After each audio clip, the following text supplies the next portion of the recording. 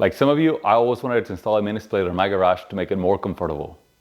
The reasons that kept me from doing it were time, money, and not knowing how to handle certain parts of the installation. When you think about it, the conceptual process for the installation, it's generally the same. However, the actual execution could vary because of everyone's situation is different. As you can see in the background, I have two mini split units, the aux and the toso. Both are 220 volts and 18,000 BTUs. I originally bought the aux for $420 in Facebook markets in my area. My initial plan was to install and use this unit, but I discovered something during the inspection. After some research, I discovered that the aux is a conventional mini split, whereas the toso uses an inverter. The toso cost me $899 in Amazon, which is interesting because it is listed for $1,029 in the toso website. Let's go over the differences between the two types of units. Spoiler alert, the inverter is better. Here's why. Conventional mini splits run with a fixed speed compressor that kicks on and off to keep the temperature where you want it, always going at full speed. Because the compressor turns on and off, the temperature tends to fluctuate constantly. The on-off cycles make this unit less energy efficient. These units are typically cheaper than others with inverters. Inverter mini splits have a variable speed compressor that allows them to regulate the speed instead of turning the compressor off. This helps to regulate better the room temperature. The fact that the compressor is not constantly turning on and off helps out with the energy efficiency of the unit. These units have a higher upfront cost, but the energy savings offset the initial investment since they could be up to 50% more efficient. The following animation is not meant to be precise. Its main purpose is to highlight some of the key differences between a conventional mini split and one with an inverter. Alright, let's start the animation again. A conventional mini split will turn on and have a high energy spike to run the compressor continuously until it reaches the set temperature. Once the temperature is reached, the compressor will turn off and so naturally the temperature will rise again. When it reaches a certain threshold, it will turn back on to lower the temperature once again, and this cycle repeats indefinitely. Notice that during this on and off cycles there's a high energy spike. This is primarily why conventional mini splits are more expensive in terms of the utility bills. The inverter will reach faster the set temperature and will remain on while adjusting the compressor speed to regulate the temperature, resulting in a more efficient way to cool down your room. While there are many differences between conventional and inverter mini splits, the most important one for me is that in the long run, inverter mini splits are more energy efficient, making them the more cost-effective option in terms of utility bills. That said, any brand you prefer should be fine as long as it uses an inverter. Now listen to this satisfying sound. Like brand new. Remember, well thought out planning and execution make any project easier. So even though I would like to tell you that you can do this with few tools, I won't because it's not true. But most tools should be easy to get or borrow. I'm going to list here all the tools used throughout the installation process. Most likely, the not so common tools that you will need to get or borrow will be the hole saw, vacuum pump, manifold gauge with the adapter, and maybe the flaring tool, but only if you are planning to shorten the copper lines like I did. For me, the first step is to clear out and make space in the area where I'll be working. This is where having everything on wheels in your shop comes in really handy.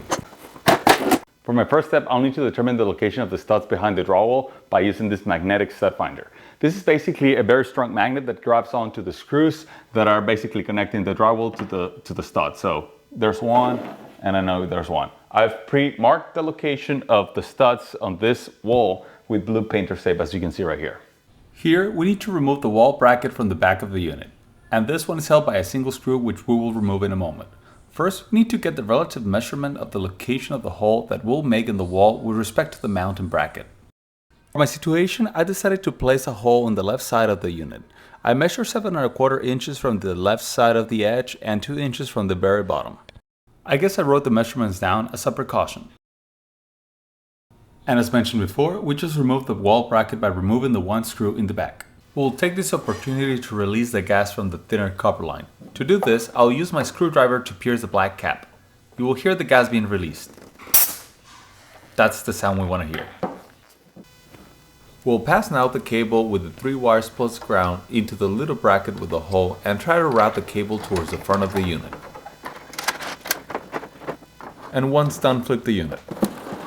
We'll need to connect the power wire to the wiring terminal. First, remove the cover by taking out the single screw. Then remove the cable hole down, which also has a single screw. Now pull out the cable through the front and adjust its length. Insert and tighten down each of the wires according to the installation manual and wiring diagram. Make sure this matches the wiring on the outer unit as well. Screw in the cable clamp, close the lid, and screw it in. Let's flip the unit again and straighten out the copper lines. Be very careful when bending the lines, you don't want to kink them. At this point, I'll add the extension to the drainage line and secure it with electrical tape.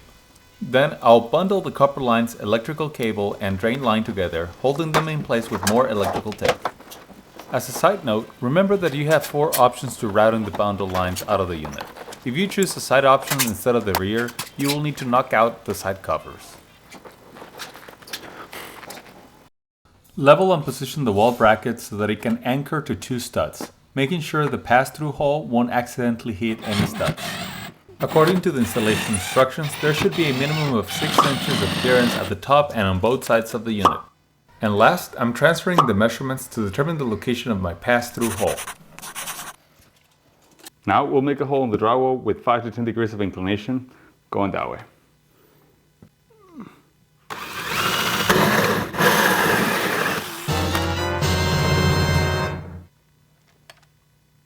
Easy. I changed the hole saw with this spade bit. I just want to poke through the other side with the same angle of inclination right here.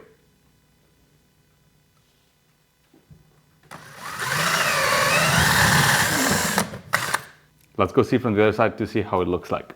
All right, we're gonna try to match the hole from the outside. Same inclination, going the other way.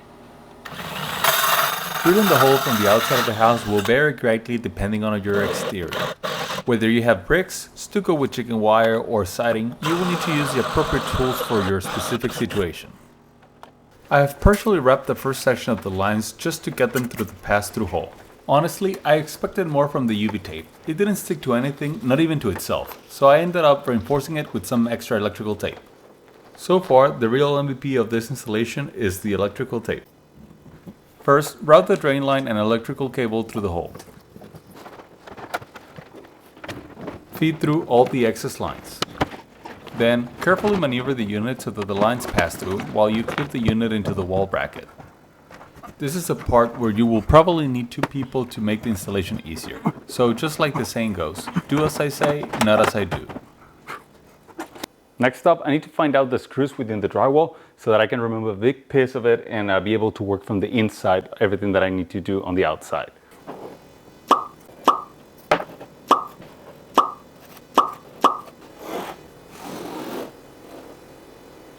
My main goal with this part of the installation is to route the 12 gauge wire from the electrical box to the AC disconnect box on the outside. Removing a big piece of drywall makes it really easy.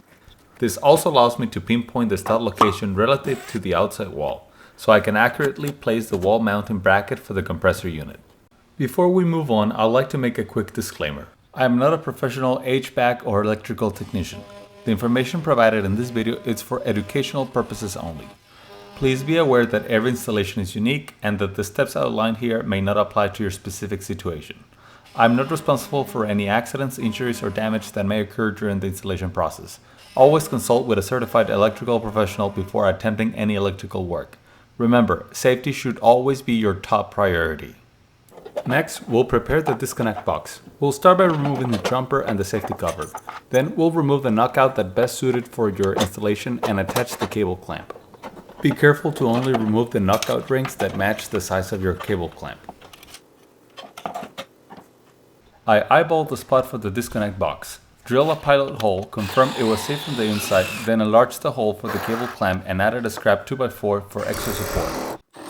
This ensures that the disconnect box is securely mounted to the wall. I drill a 1-inch hole to route the electrical cable through the studs and added a metal plate for safety.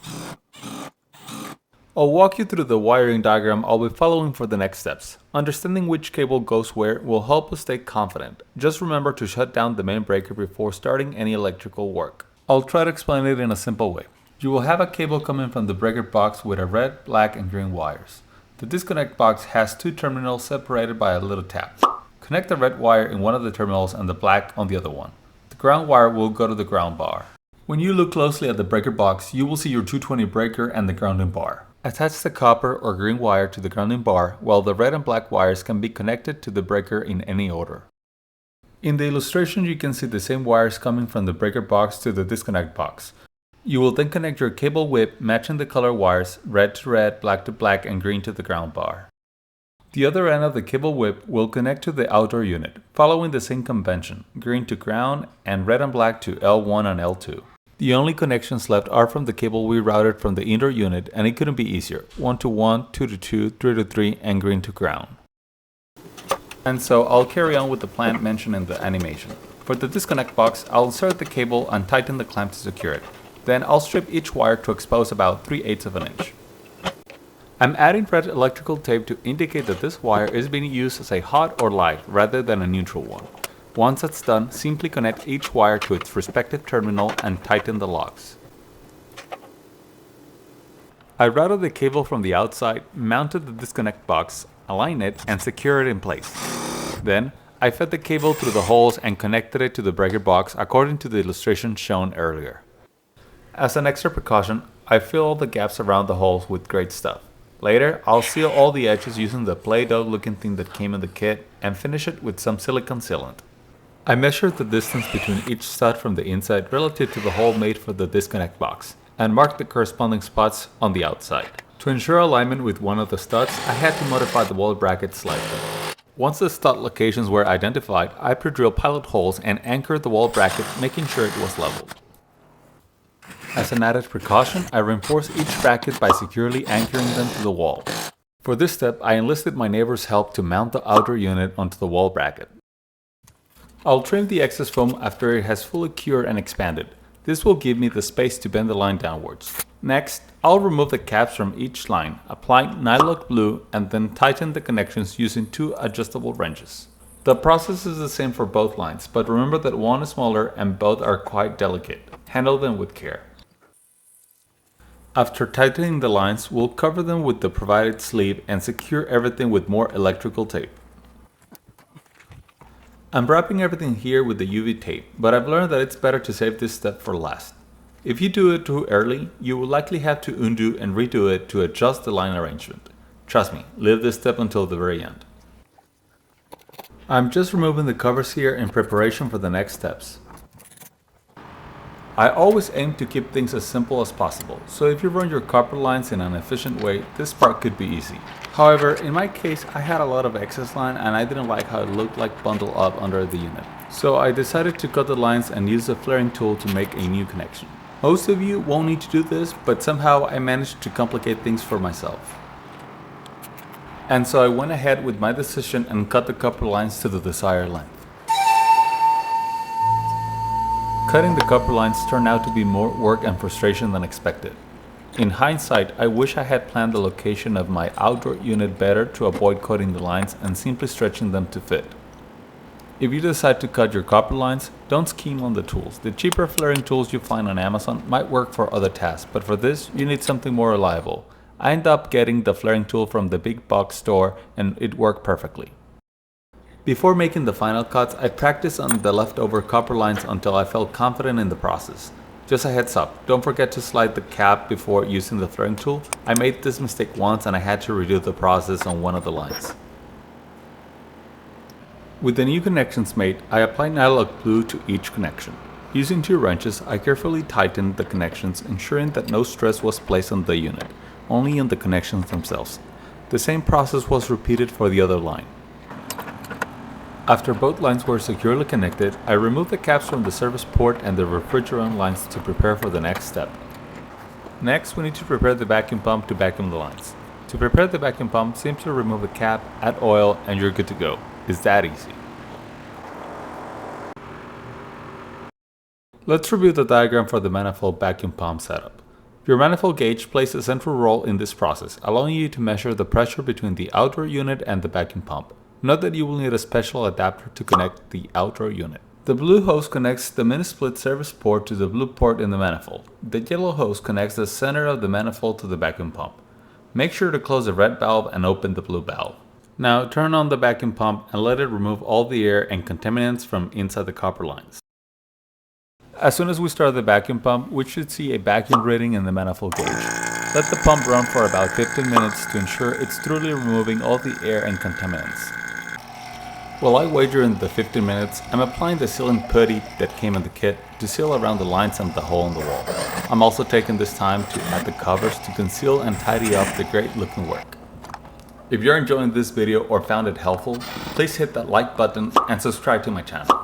Your subscription might seem like a small action, but it has a huge impact on the channel's growth. Every like and subscribe tells YouTube that this content is valuable, helping it reach more people. So if you enjoy the content, subscribing really does make a difference, and I will be incredibly grateful for your support.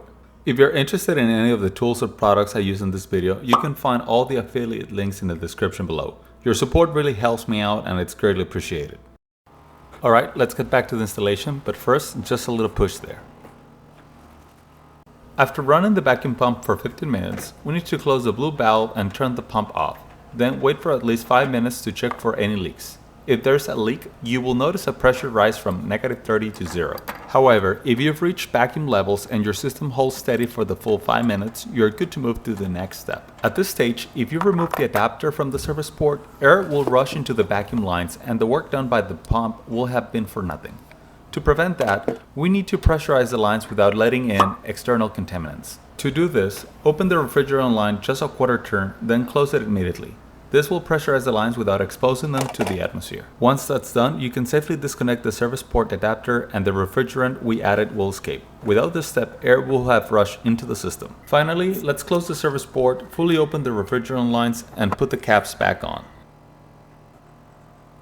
To triple check for leaks, you can apply soapy water to the connections and watch for any bubbles forming. If you see bubbles, it indicates a leak.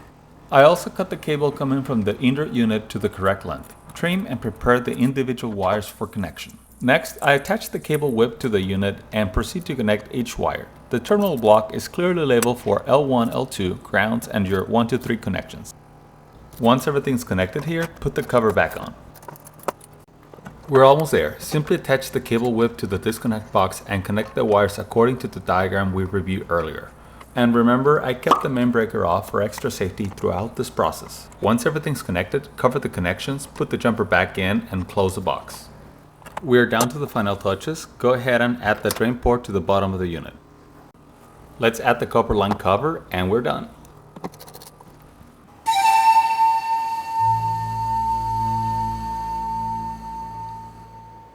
Last touch.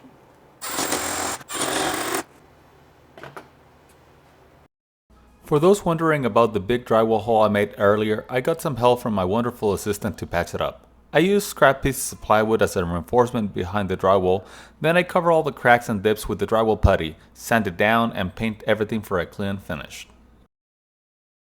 Alright, moment of truth. It's time to turn on the mini split for the first time and see how it performs.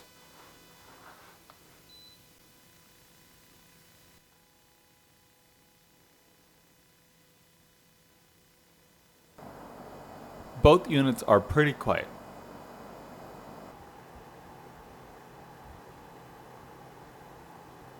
And that's it. Cold air coming out perfectly. Now I should be able to work on the garage without being suffocated from the heat. The mini split is now up and running. Now this was a pretty comprehensive installation, and while it had few tricky moments, careful planning and taking it step by step made all the difference. I really hope this video helped you out and gave you confidence to tackle a project of your own. And if you're wondering what happened to the other mini split, I gave it to my dad. He's probably going to install it in his place. If you found this video useful, don't forget to like and subscribe to my channel. It really means a lot and it will really help me out. Thanks for watching. I'll see you in the next one.